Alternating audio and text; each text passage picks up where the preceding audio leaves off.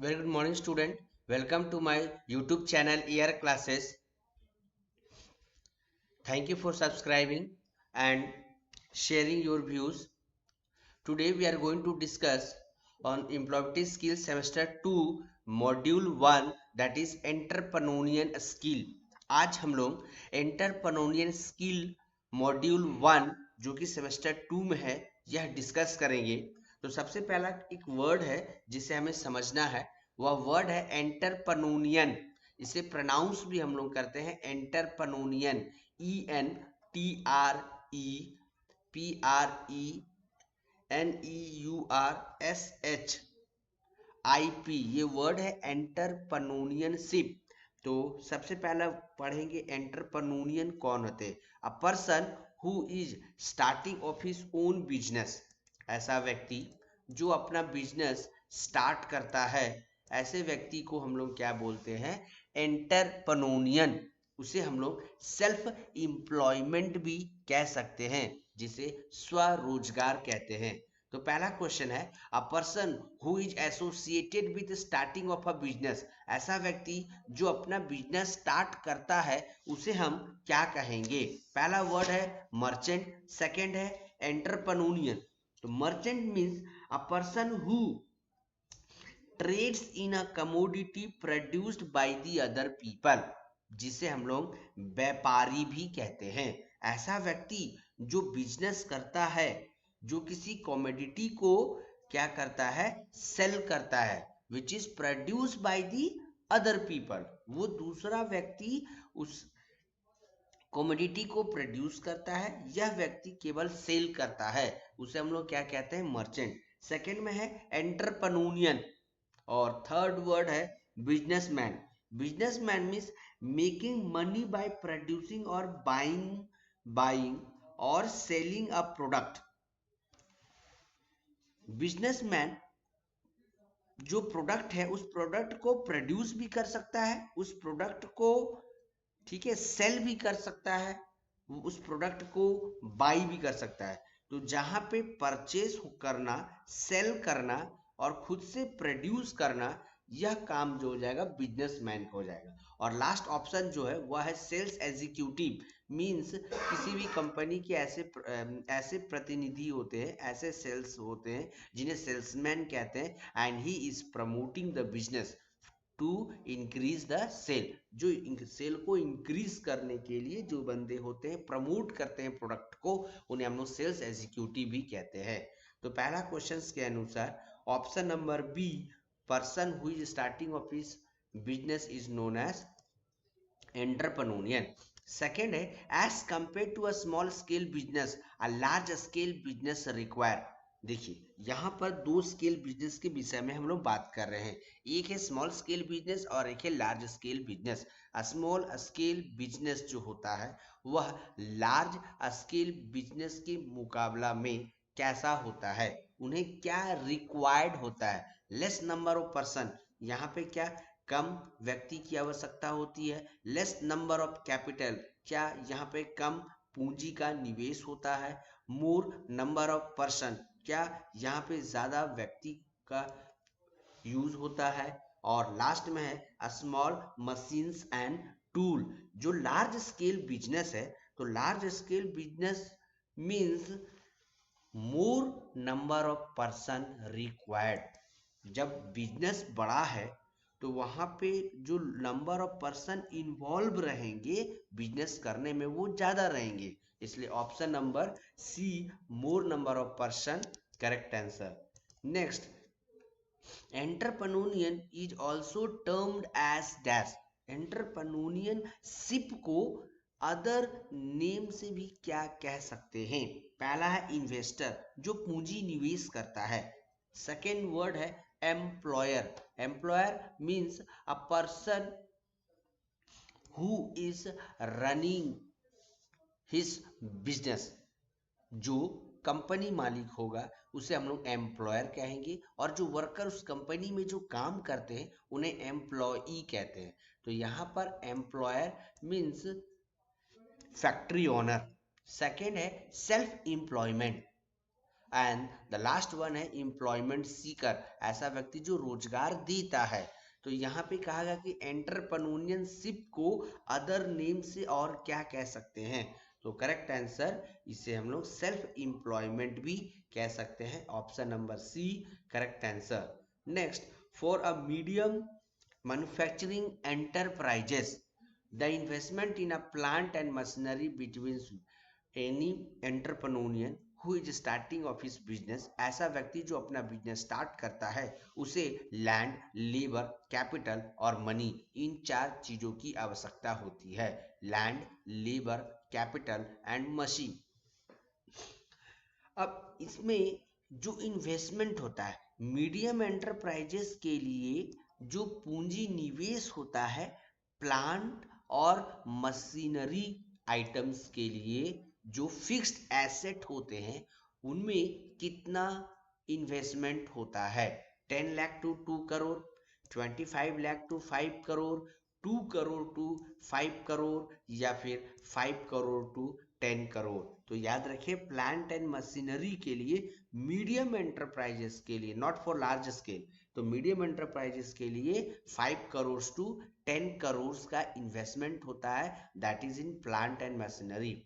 So option number D will be the correct answer.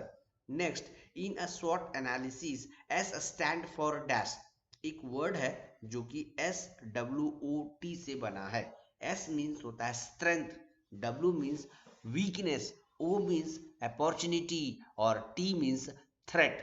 तो SWOT analysis में हम लोग क्या चीज देखते हैं, इसमें लिखा है कि S stand for dash, S का क्या मतलब है, S means success, S means strength, या S मीन्स सर्विस, या S मीन्स सर्वे।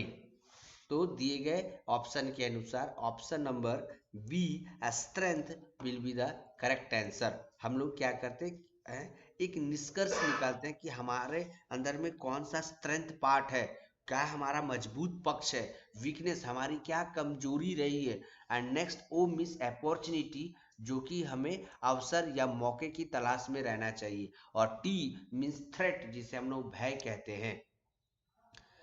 तो इन 4 का जब हम लोग एनालिसिस करते हैं तो हम लोग अपने कैरियर को लेकर बेहद ही आगे बढ़ने का हमेशा यह हेल्पफुल टूल्स है, जो जिससे हम लोग एक एनालिसिस, एक निष्कर्ष पे निकलते हैं, और कैरियर ग्रोथ को बढ़ाने के लिए, कैरियर पाथ को ट्रैक पे ले जाने के लिए हम लोग शॉर्ट एनालिसिस करते हैं। तो हमेशा याद रखें कि S that is a strength, कोशिश कीजिए इसे मैक्सिमाइज करने के लिए, डब्ल्यू दैट इज वीकनेस, कोशिश कीजिए इसे मिनिमाइज करने के लिए। Next, in an economic growth, the role of an entrepreneur is to dash. Economic growth में जो एंटरप्रेन्योर का जो रोल होता है वह कैसा होता है। एंटरप्रेन्योर कोई भी जो सेल्फ एम्प्लॉयमेंट है, जो स्वरोजगार कर रहा है, वैसा व्यक्ति देश के जो इकोनॉमिक ग्रोथ है उसमें वह कैसा रोल प्ले करता है, उसका क्या अहम रोल है। पहला है जनरेट अनएम्प्लॉयमेंट, क्या हुआ, जो बेरोजगारी है क्या उसे बढ़ा देता है। Stagnate the standard of living, लोगों के जो रहने जीने खाने का जो जरिया है, स्टैंडर्ड ऑफ लिविंग्स है, क्या उसे वो स्टैग्नेंट एकदम रोक देता है। नेक्स्ट है इम्प्रूव पर कैपिटा इनकम, क्या वह पर कैपिटा इनकम को बढ़ा देता है। और लास्ट में अनबैलेंस द रीजनल डेवलपमेंट, जो डेवलपमेंट्स हो रहे हैं, जो विकास हो रहे हैं, उसको वो अनबैलेंस, वो रोक देता है और वह डेवलपमेंट नहीं होता है। तो इनमें से क्या जो है मतलब करेक्ट आंसर है, जो कि एक एंटरप्रेन्योर के रोल प्ले करता है। तो improve the per capita income, entrepreneur पर कैपिटा इनकम को क्या करता है, वह इंक्रीज कर देता है, पर कैपिटा इनकम को वो बढ़ा देता है। अब पर कैपिटा इनकम क्या है, the average income which is earn per person in a given area in the specified year. Per capita income को फाइंड आउट करने के लिए हम लोग यह भी कर सकते हैं, area total income divided by total population, उस एरिया में कितना इनकम है, कितने सोर्स ऑफ इनकम्स हैं और कितने टोटल इनकम है, divided by the area population, उस एरिया में कितने पॉपुलेशन है। इससे अगर हम लोग डिफाइन कर लेते हैं कि पर कैपिटा इनकम है, तो पर कैपिटा इनकम हमेशा इकोनॉमिक ग्रोथ को बढ़ाता है, इसलिए यह रोल ऑफ एंटरप्रेन्योरियल है। Option number C correct answer. In a short analysis which pair is helpful, short analysis में कौन सा पेयर, कौन सा ऐसा जुड़ा है जो आपके लिए बेहद मददगार है। पहला ऑप्शन है स्ट्रेंथ एंड वीकनेस, आपका मजबूत पक्ष और आपका कमजोर पक्ष। सेकेंड है स्ट्रेंथ पार्ट एंड अपॉर्चुनिटी, जो आपका मजबूत पक्ष है और उसी में आप क्या करते हैं, मौके की तलाश में रहते हैं, यू फाइंड द वेरियस वे। और थर्ड ऑप्शन है थ्रेट एंड वीकनेस, जहां भय रहता है और वह आपके लिए कमजोर पक्ष भी है। और फोर्थ ऑप्शन है threat and opportunity.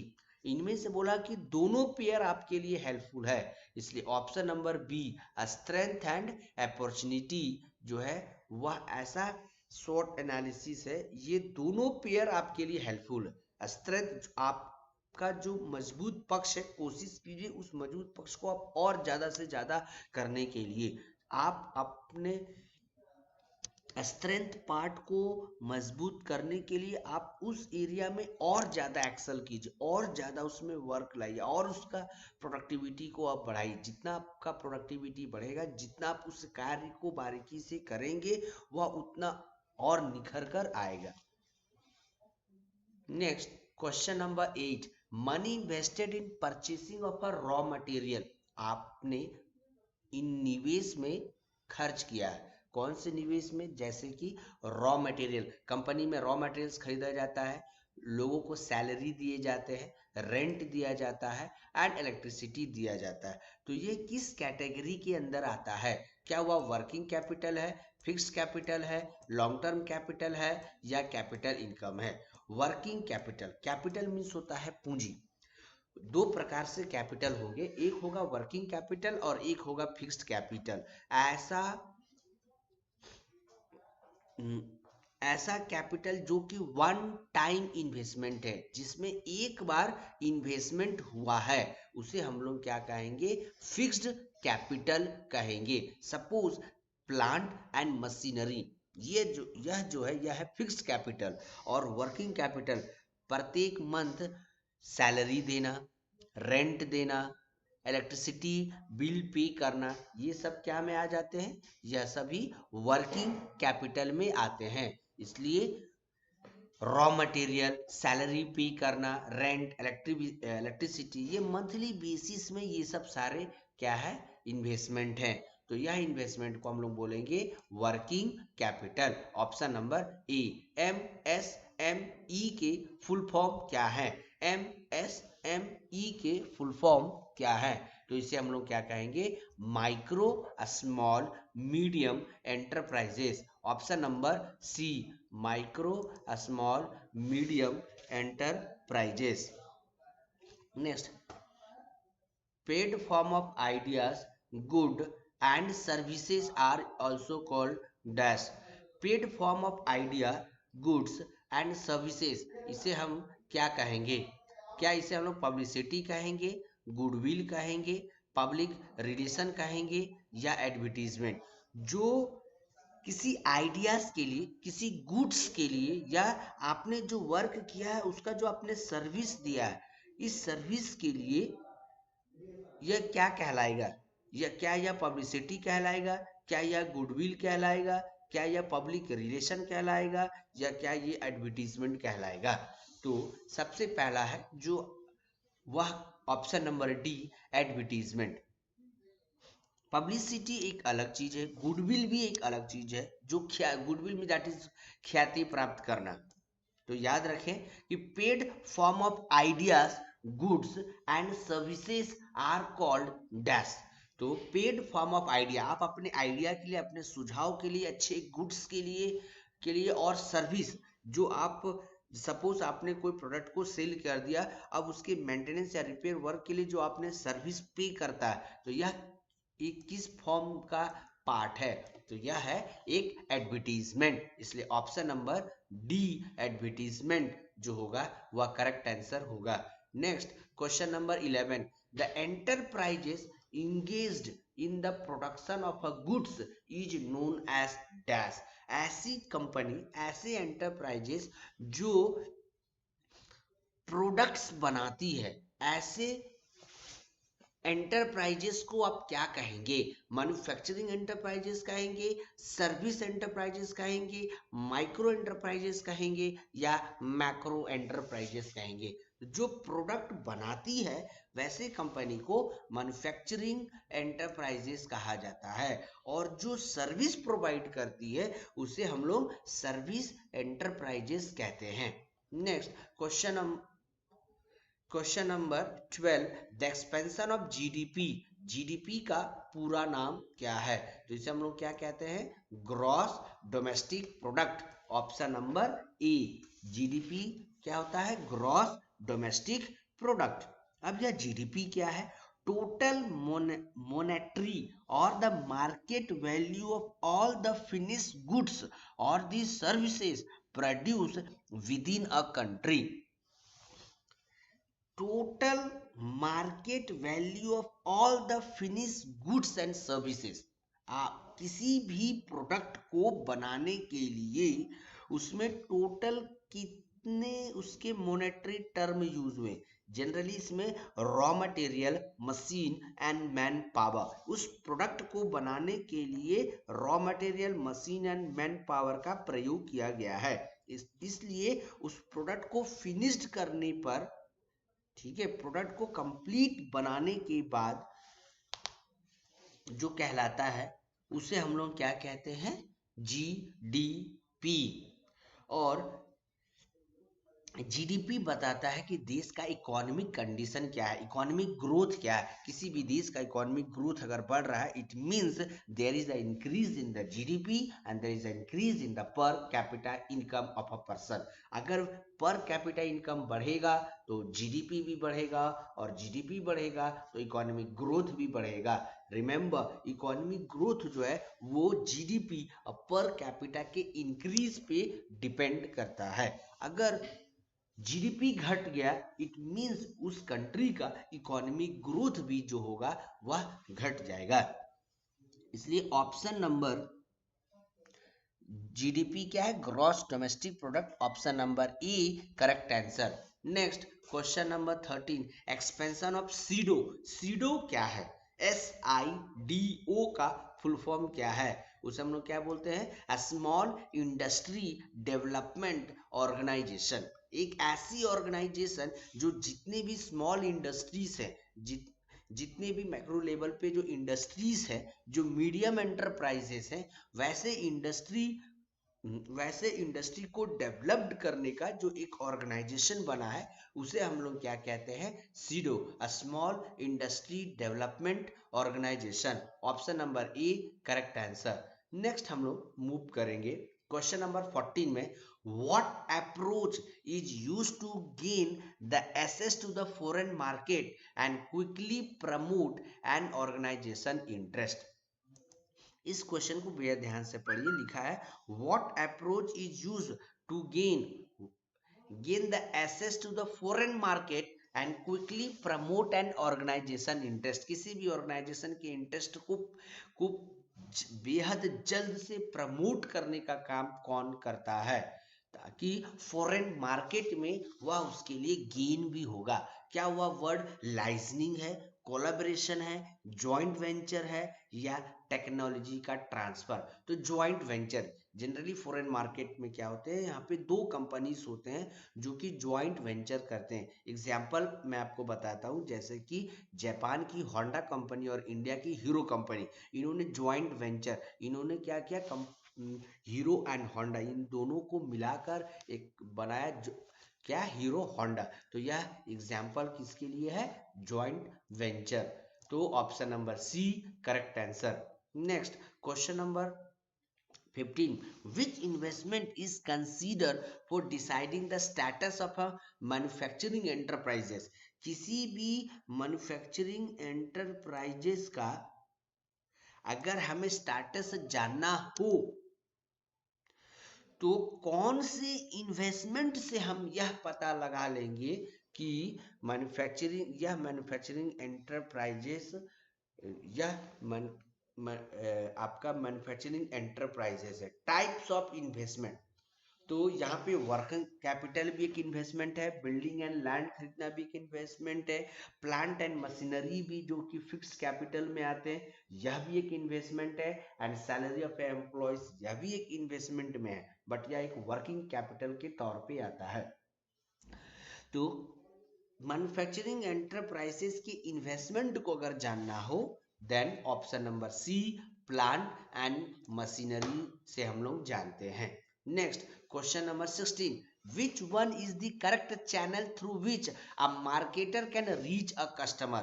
Marketer goods produce होने के बाद कस्टमर के पास आने के लिए कौन कौन से चैनल से कस्टमर के पास सामान पहुंच जाता है?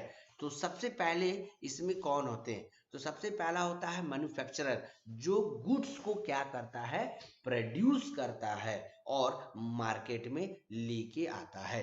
जो सेकेंड मीडियम्स होते हैं वो कौन होते हैं? होलसेलर या रिटेलर, जहां पे मैन्युफैक्चर गुड्स को प्लेस कर देता है और फिर उस होलसेलर या रिटेलर के पास कौन आते हैं? कस्टमर आते हैं। कौन आते हैं? कस्टमर आते हैं उस प्रोडक्ट को खरीदने के लिए। तो यहाँ पे कौन से चैनल्स जो होंगे वह करेक्ट होंगे? दैट इज गुड्स प्रोड्यूस होने के बाद से लेकर कंज्यूमर के पहुंचने तक, उस गुड्स का फाइनल यूज्ड होने तक कौन से करेक्ट चैनल या मीडियम्स हैं?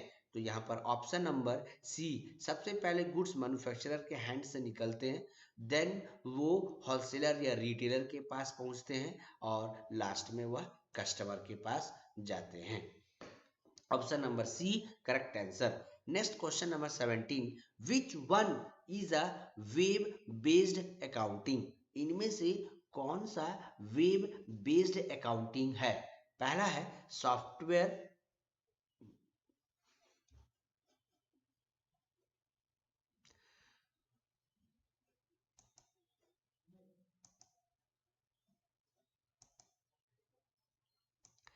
टैली, बीजी या विंग्स, इनमें से कौन सा करेक्ट है? तो याद रखें कि वेब बेस्ड अकाउंटिंग जो है, वेब बेस्ड जो अकाउंटिंग है वह है आपका टैली, इसलिए यहाँ पर ऑप्शन नंबर सी क्या हो जाएंगे? करेक्ट आंसर हो जाएंगे। ऑप्शन नंबर सी यहाँ पे करेक्ट आंसर हो जाएंगे।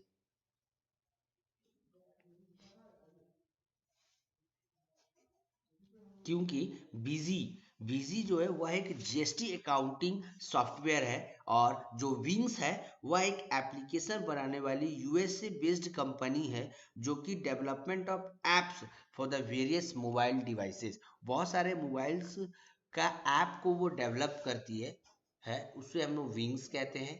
बीजी जीएसटी अकाउंटिंग सॉफ्टवेयर है। तो वेब बेस्ड अकाउंटिंग जो है वह है टैली। क्यों? क्योंकि टैली में हम लोग ऑनलाइन या ऑफलाइन इसको यूज कर सकते हैं, इसलिए ये वेब बेस्ड है। इसलिए option number C Tally is the correct answer. So thank you. So thank you student. Today we have discussed semester 2 module number 1 entrepreneurial skill. In my next YouTube channel you will see semester 2 module 2 and the topic is productivity. आप हमारे semester 2 module 2 में देखेंगे productivity. So thank you for watching my YouTube channel. Please share and subscribe.